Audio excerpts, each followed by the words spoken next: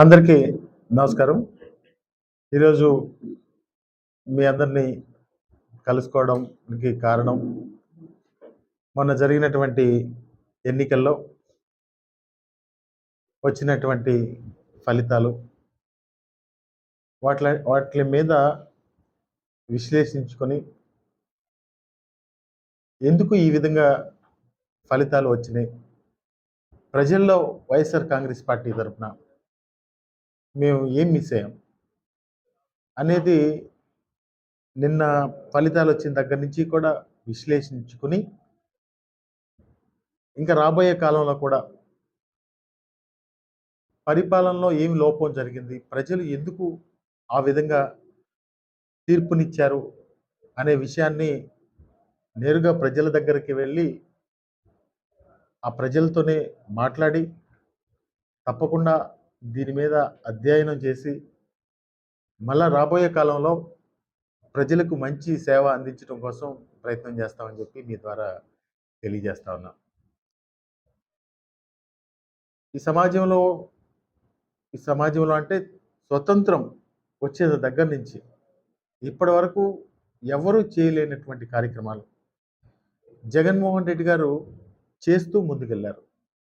అంటే ఒక అన్ని సిస్టమ్స్‌లో కూడా సంస్కరణ తీసుకొచ్చారు.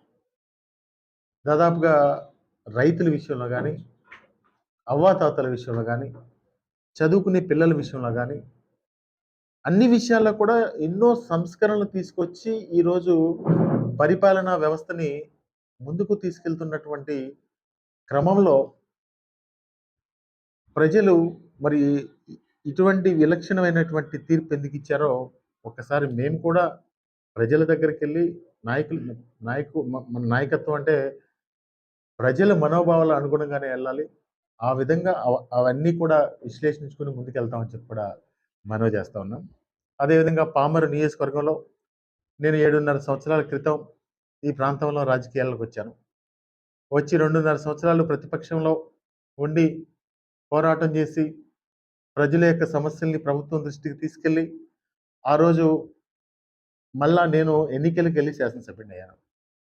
నేను 5 సంవత్సరాలు కూడా ఎక్కడ కూడా ఎటువంటి విభేదాలు గాని, కులాలు, మతాలకు అతీతంగా పరిపాలన చేసే విషయంలో ముందుకు తీసుకెళ్లానని చెప్పి నేను కూడా భావిస్తా ఉన్నాను.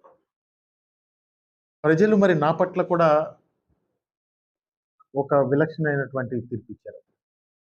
ఎందుకు అటువంటి తీర్పిచ్చారో కూడా ప్రతి గ్రామం వెళ్లి, ప్రతి కార్యకర్త యొక్క మనోభావం తెలుసుకొని, రేపటి నుంచి ప్రతి గ్రామం కూడా ఎళ్లి, ఎందుకు ఈ విధంగా జరిగింది అని విశ్లేషించుకొని, నేను ఈ కారణాలన్నీ కూడా నేను ఎవరి మీద మోపాల్సిన అవసరం గాని, వీళ్ళి వీళ్ళ వల్ల నేను ఓడిపోయాను, లేకపోతే ఈ కారణం చేత ఓడిపోయాను అని చెప్పి నేనెవరి మీద నెపం పెట్టదలుచుకోలేదు.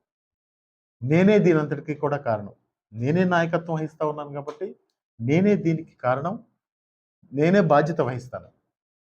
మంచి కూడా 5 సంవత్సరాలు శాసనసభ్యుడిగా బాధ్యత వహించాను. శాసనసభ్యుడిగా బాధ్యత వహించాను. మళ్ళా ఇప్పుడు ప్రజలు నన్ను నా ఓటమి మీద కూడా నేనే బాధ్యత వహిస్తాను. రాబోయే కాలంలో వైఎస్ఆర్ కాంగ్రెస్ పార్టీ పోరాటాలు నిన్న మా నాయకుడు చెప్పిన విధంగా పోరాటాలు కొత్త కాదు. పోరాటాలు అంటే అబద్ధాలని నిజం చేయాలని మాత్రం మేము ఎప్పుడు చేయం.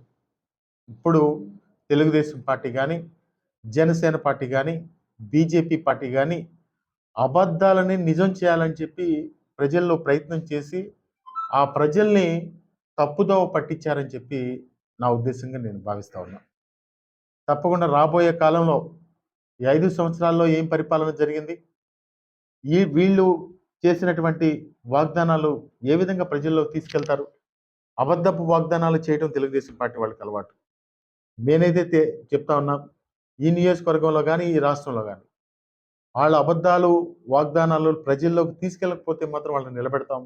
తప్పకుండా కూడా ప్రజలకి న్యాయం చేసే విధంగా, ప్రజలకు వాళ్ళిచ్చిన మాట వాళ్ళు పోషించుకోకపోతే తప్పకుండా నిలదీసి మేము పోరాటం చేస్తామని చెప్పి కూడా మనవి చేస్తా ఉన్నాం. అదేవిధంగా ఈ నియోజకవర్గంలో నిన్న నూతన శాసనసభ్యుడిగా ఎన్నికైనటువంటి వర్ల కుమార్ రాజాకి ఆహ్, కొత్తగా రాజకీయాల్లోకొచ్చాడు.